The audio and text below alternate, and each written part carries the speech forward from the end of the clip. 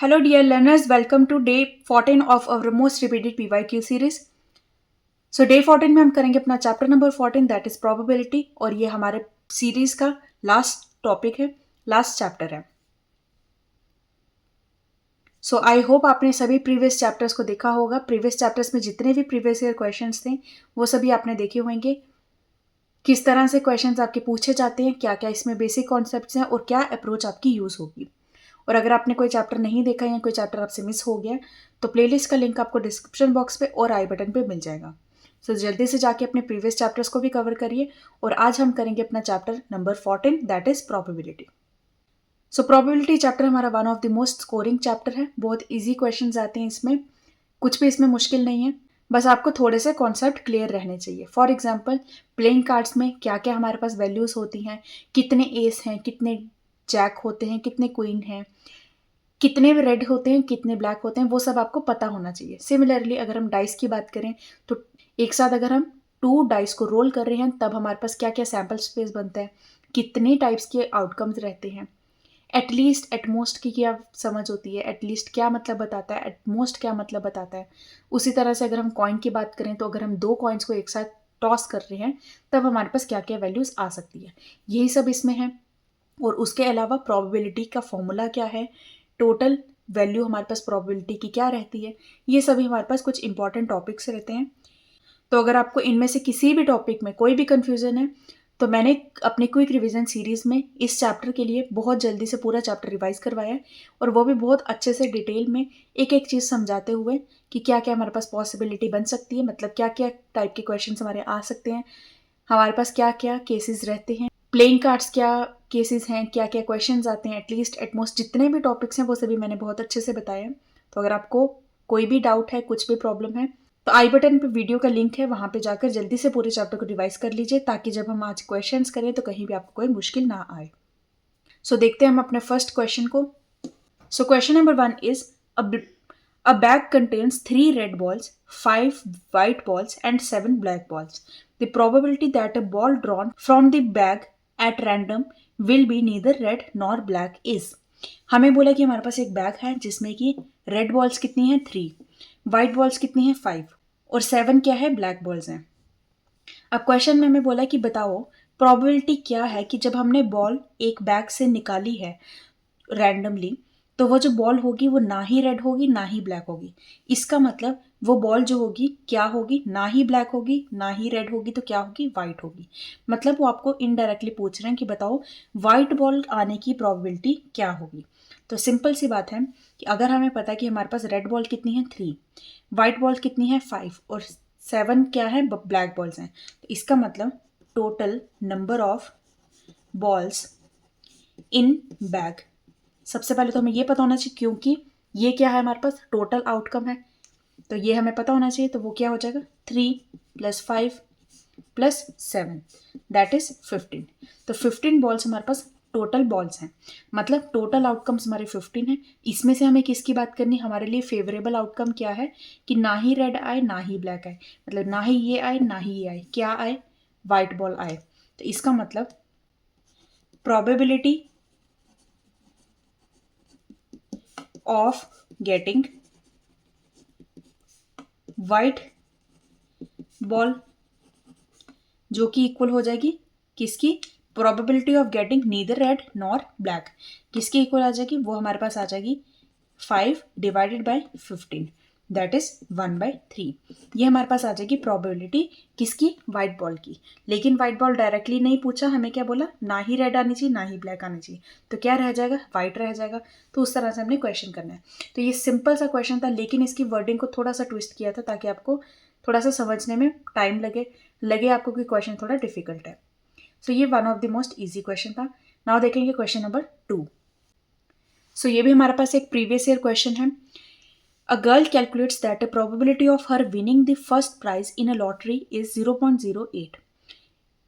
If 6,000 tickets are sold, how many tickets has she bought? हमें बोला कि एक गर्ल ने कैलकुलेट किया कि उसके लॉटरी में से विन होने की, जीतने की प्रोबेबिलिटी क्या है 0.08. अगर टोटल 6,000 टिकट्स जो है वो बेची गई हैं तो उसने कितनी खरीदी होगी. अब सिंपल सी बात है, वो जीतेगी इसकी प्रोबेबिलिटी किस में पता चलेगी, जितने उसके पास लॉटरी की टिकट्स होंगी उसी में से प्रोबेबिलिटी निकालेगी ना। तो इसका मतलब कितनी टोटल बिकी है वो भी हमें पता होना चाहिए और कितनी उसने खरीदी है वो भी हमें पता होना चाहिए। और क्वेश्चन में हमें यही पूछा कि कितनी उसने खरीदी है। ना अगर हम प्रोबेबिलिटी की बात करें, so probability of her winning किसके इक्वल हो जाएगा, टिकट्स शी बॉट, मतलब उसके पास कितने टिकट हैं डिवाइडेड बाय टोटल बिकी कितनी है मार्केट में, टिकट्स सोल्ड। जितनी बिकी हैं उसमें से उसने कितनी की खरीदी है उसी से पता चलेगा कि प्रोबेबिलिटी क्या है। नाउ प्रोबेबिलिटी हमें गिवन है 0.08 इज इक्वल टू कितनी खरीदी है वो हमें नहीं पता, so ticket she bought divided by कितनी बिकी थी 6000। तो इसका मतलब 6000 into 0.08 is equal to tickets she bought, और ये हमारे पास आ जाएगी वैल्यू 480। तो 480 हमारे पास आ गया आंसर। 480 क्या है, 480 टिकट्स हैं जो कि उसने खरीदी है, जितनी उसने खरीदी है और जितनी बिकी है उसी से पता चलेगा कि प्रोबेबिलिटी उसकी क्या है। इसका मतलब इससे हम एक कंक्लूजन ये भी निकाल सकते हैं कि जितनी ज़्यादा टिकट्स खरीदोगे उतने चांसेस ज़्यादा हैं, क्योंकि सपोज करिए 6000 में से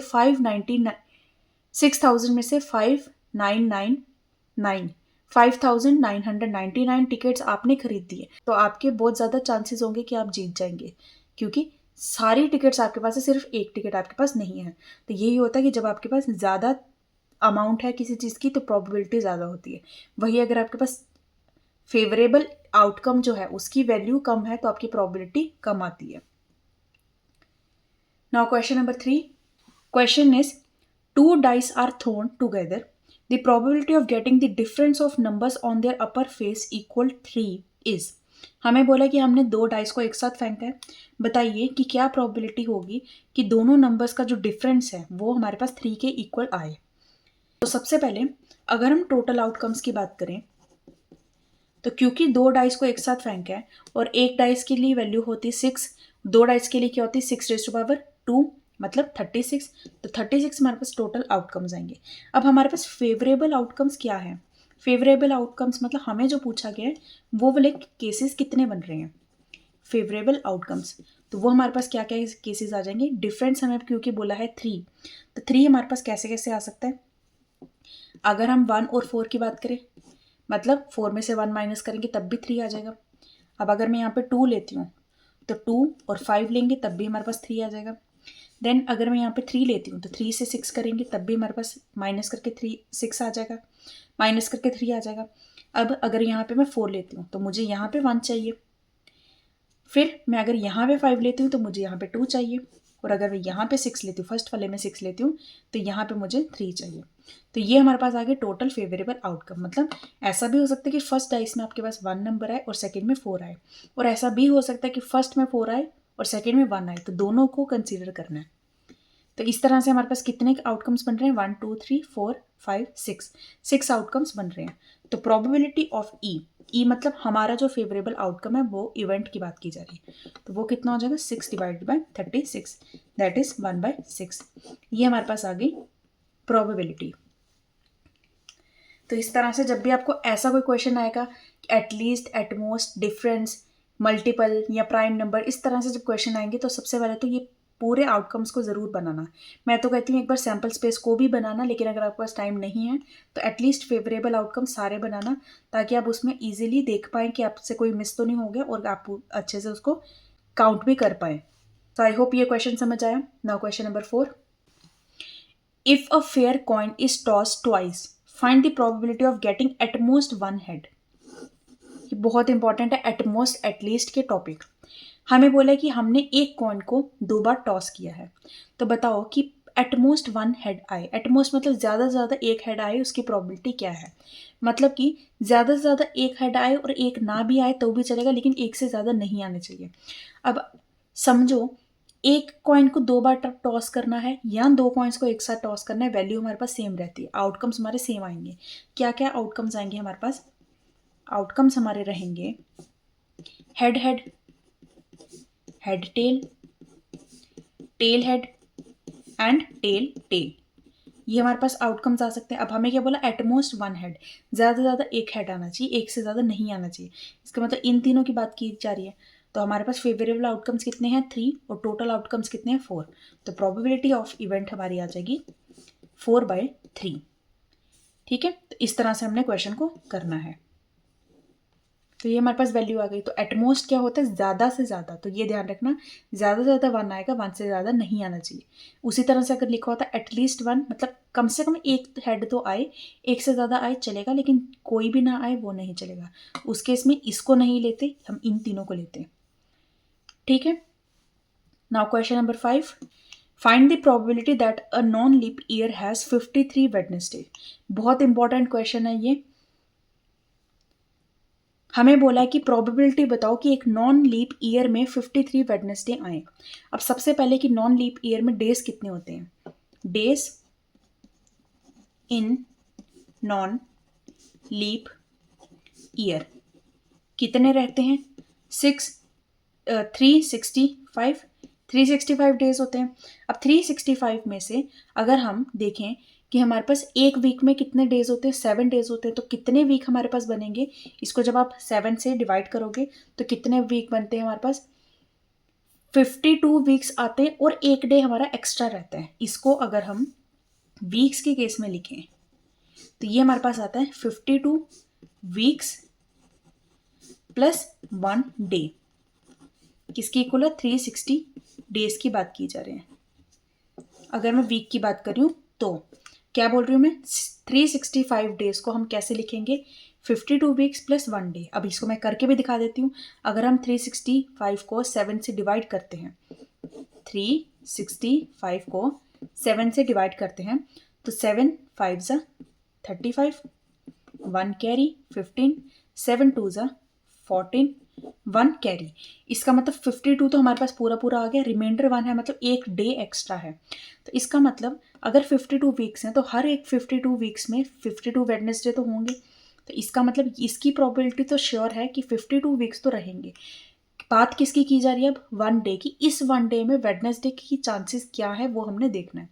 तो हम इसको कंसीडर नहीं करेंगे, सिर्फ इसको कंसीडर करेंगे। सो इसका मतलब 365th डे जो होगा हमारा, may be any of the days of a week. एक वीक का कोई भी दिन हो सकता है, कौन सा, 365th वाला डे। ये वाला जो एक डे है ये कोई भी हो सकता है। कौन सा हो सकता है, मंडे भी हो सकता है, ट्यूसडे भी हो सकता है, वेंसडे भी हो सकता है, थर्सडे, फ्राइडे, सैटरडे, संडे, कोई भी हो सकता है। मतलब 7 में से कोई भी वैल्यू आ सकती है। अब 7 में से वेडनेसडे के आने के चांसेस कितने हैं, एक ही चांसेस है, क्योंकि वेडनेसडे हमारा फेवरेबल आउटकम तो एक ही है उन 7 में से, उन 7 में से। तो इसका मतलब probability of getting Wednesday is equal to 1/7। ये हमारे पास आंसर आ जाएगा। अब इसमें इस 52 को कंसिडर नहीं करना, क्योंकि ये तो श्योर है ना कि 52 आने ही आने हैं। क्या नहीं श्योर होता उसकी हम प्रोबेबिलिटी फाइंड करते हैं। तो हमें 1 डे का श्योर नहीं है कि वेडनेसडे कितनी बार आएगा, वो हमने प्रोबेबिलिटी फाइंड की कि 7 में से एक ही चांस है ऐसा कि वेडनेसडे आ सकता है। Now question number 6, a jar contain 18 marbles, some are red and others are yellow. If a marble is drawn at random from the jar, the probability that it is red is 2/3. Find the number of yellow marbles in the jar. अब ये question थोड़ा सा tricky, थोड़ा सा twist करके बनाया गया है। क्वेश्चन में हमें बोला है हमारे पास जार में 18 मार्बल्स हैं टोटल, कुछ रेड हैं और कुछ येलो हैं, मतलब 2 ही कलर्स हैं हमारे पास, रेड और येलो, इन 18 में से। अब हम बोला कि जब हमने टोटल मार्बल्स में से कोई एक रैंडमली मार्बल निकाला तो रेड आने की प्रोबेबिलिटी क्या थी, 2/3 थी। हमें बताओ कि येलो मार्बल्स कितने हैं। तो इसका मतलब अगर हमें पता चल गया कि रेड आने की प्रोबेबिलिटी 2/3 है, टोटल आउटकम्स कितने हैं, 18। तो 18 में से रेड कितने हैं वो हम फाइंड कर सकते हैं। मतलब ये हमें प्रोबेबिलिटी गिवन है, टोटल आउटकम हमें पता है, तो हम फाइंड कर सकते हैं कि हमारे पास रेड के चांसेस कितने हैं। और फिर रेड के जितने भी हैं 18 में से उसको माइनस करेंगे तो हमें येलो भी मिल जाएगा। सो इसका मतलब अगर मैं लिखूं probability of red is equal to, हम लेट करें कि रेड जो है वो एक्स हैं, टोटल रेड जो मार्बल्स हैं वो हैं एक्स, और टोटल मार्बल्स कितने हैं, टोटल आउटकम्स कितने हैं 18। अब प्रोबेबिलिटी हमें गिवन है 2/3, 2/3 इज इक्वल टू x/18। इससे हम x की वैल्यू निकालेंगे, मतलब रेड की वैल्यू निकालेंगे। सो x इज इक्वल टू ये 18 जाएगा इधर, 2/3 इंटू 18, ये कैंसिल हो जाएगा 6, x हमारा आ गया 12। तो x क्या है, रेड मार्बल्स। रेड मार्बल्स कितने हैं, x हैं, मतलब 12 मार्बल्स हमारे रेड हैं। नाउ येलो मार्बल्स कितने हो जाएंगे, येलो मार्बल्स हो जाएंगे 18 माइनस 12। टोटल 18 है, उसमें से 12 अगर रेड हैं तो येलो कितने हो जाएंगे, 18 माइनस 12 दैट इज 6। ये हमारे पास आ गया आंसर, यही हमें फाइंड करना था। यही अगर एक स्टेप और पूछते कि बताओ कि येलो मार्बल आने की प्रोबेबिलिटी क्या थी, तो आप कैसे फाइंड करते, या तो आप इतना लंबा कर लेते, या आपको अगर आप पता है कि probability of red plus yellow is equal to 1, तो उससे भी आप माइनस करके सिंपल येलो की प्रोबेबिलिटी फाइंड कर सकते थे। सो ये क्वेश्चन आपका मोर देन 1 टाइप्स में हो सकता है। Now question number 7, from a pack of 52 playing cards, jacks and king of red colored and queens and aces of black colors are removed. The remaining cards are mixed and a card is drawn at random.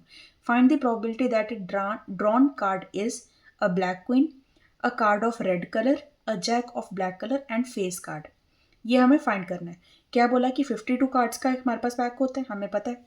उसमें से Jacques और king red वाले हमने remove कर दिए, queen's और assess हमने black वाले रिमूव कर दिए। तो जितने भी कार्ड रह गए हैं उसमें से हमने प्रोबेबिलिटी इन सब की फाइंड करनी है। अब सबसे पहले तो हमने देखना कि कितने कार्ड्स हमारे रह गए हैं, क्योंकि वही हमारे पास टोटल आउटकम होंगे। तो अगर 52 कार्ड्स हैं उसमें से जैक और किंग, जे और के हमने रेड वाले रिमूव कर दिए। हमें पता है रेड के कितने होते हैं, 2-2 होते हैं। तो 2 जैक 2 किंग रेड वाले रिमूव कर दिए, मतलब 4 कार्ड्स हमने ये रिमूव किए, प्लस क्वींस और एसेस ब्लैक के हमने रिमूव कर दिए। तो मतलब 2 ये और 2 ये, तो मतलब 2 + 2 4 + 4 8, 8 कार्ड हमने रिमूव कर दिए 52 में से। सो इसका मतलब number of cards removed is equal to 8। 8 हमने रिमूव कर दिए, तो हमारे पास टोटल आउटकम्स जो हो जाएंगे, टोटल आउटकम्स हमारे पास क्या हो जाएंगे, 52 माइनस 8 दैट इज 44। अब इन 44 में से जो जो प्रोबेबिलिटी पूछी है वो हमें फाइंड करनी है। तो अगर हम फर्स्ट की बात करें, क्या बोला है कि एक ब्लैक क्वीन आनी चाहिए, उसके चांसेस क्या हैं। अगर हमने क्वीन सारी रिमूव कर दी ब्लैक वाली तो उसके चांसेस तो 0 हैं। तो प्रोबेबिलिटी हमारे पास इवेंट की हो जाएगी 0/44 दैट इज 0। ये हो गया हमारा first part. Then a card of red colour, red colour का कार्ड आ जाए उसकी प्रोबेबिलिटी क्या है। अब हमें पता है कि 52 कार्ड्स में से हमारे पास 26 रेड होते हैं और 26 ही ब्लैक होते हैं, लेकिन इन 26 रेड में से हमने 4 कार्ड रिमूव कर दिए हैं। 26 में से अगर 4 कार्ड रिमूव कर दिए कितने रह जाएंगे, 22। तो इसका मतलब 22/44। सो बी पार्ट हमारे पास क्या आ जाएगा, probability of event is equal to 22/44 that is 1/2। ये हमारे पास आ गया बी पार्ट। नाउ सी में हमें क्या बोला था, a jack of black colour, black colour का जैक आ जाए उसकी प्रोबेबिलिटी क्या है। सो जैक तो हमने ब्लैक कलर का रिमूव नहीं किया था, तो इसका मतलब ब्लैक कलर की अगर हम बात करें तो कितने जैक्स होते हैं, 2 जो जैक होते हैं। तो इसका मतलब 2/44 दैट इज 1/22। ये हमारे पास आ जाएगी ब्लैक जैक की प्रोबेबिलिटी। नाउ फोर्थ में हमें बोला था कि हमारे पास ये एक फेस कार्ड आ जाए उसकी वैल्यू क्या होगी, उसकी प्रोबेबिलिटी क्या होगी। नाउ फेस कार्ड क्या होता है, फेस कार्ड हमारे होते हैं JQ K। तो इसका मतलब टोटल 52 में से 12 हमारे फेस कार्ड होते हैं। अब इसमें से क्या क्या हमने रिमूव कर लिया, हमने जैक और किंग रिमूव किए रेड कलर के, तो इसका मतलब 4 कार्ड्स हमने वो रिमूव कर दिए। देन हमने क्वीन रिमूव किए ब्लैक कलर से, तो इसका मतलब 2 हमने वो भी रिमूव किया, मतलब टोटल हमने 6 रिमूव कर दिए। कितने रह गए, 6 ही हमारे रह गए। सो इसका मतलब हमारे पास क्या प्रोबेबिलिटी आएगी फेस कार्ड की, 6/44 दैट इज 3/22। ये हमारे पास आ गई फेस कार्ड की प्रोबेबिलिटी। तो इसीलिए प्लेइंग कार्ड्स के लिए जितने भी जो वैल्यूज होती हैं वो सारी आपको याद होनी चाहिए कि कितने फेस कार्ड हैं, कितनी रेड होते हैं, कितने ब्लैक होते हैं। एक टाइप में या एक स्पेड की बात करें तो कितने हमारे पास कार्ड्स रहते हैं, ये सब आपको पता होना चाहिए। सो आई होप आपको ये सारे क्वेश्चंस अच्छे से समझ आए। बहुत अच्छे से मैंने समझाने की कोशिश की है। हालांकि ये चैप्टर इजी है तो इतना उसमें कोई प्रॉब्लम नहीं है, फिर भी जो leap year non leap year जैसे क्वेश्चंस हैं उस पर आपको ध्यान रखना है कि क्या हमें देखना है। जो कंप्लीट है, जिसकी वैल्यूज हमें श्योर है, उसकी हमने प्रॉबिलिटी नहीं देखनी होती। जिसकी अनसर्टिनिटी रहती है उसी की प्रॉबिलिटी देखनी होती है। सिमिलरली इसकी बात की जाए तो इस तरह से जो रिमूव हो जाते हैं उसको हम माइनस करते हैं, फिर हम देखते हैं कि हमारे पास टोटल आउटकम्स कितने हैं, उसी में से हम प्रॉबिलिटी को फाइंड करते हैं। देन एटलीस्ट एटमोस्ट वाले जो क्वेश्चन है उसका भी आपको इंपॉर्टेंटली ध्यान रखना है। सो आई होप ये क्वेश्चंस आपको सारे अच्छे से समझ आए हैं। अगर अच्छे से समझ आए हैं तो वीडियो को लाइक करना, अपने फ्रेंड्स के साथ शेयर करना और चैनल को सब्सक्राइब करना। So till then take care, bye bye, thank you so much.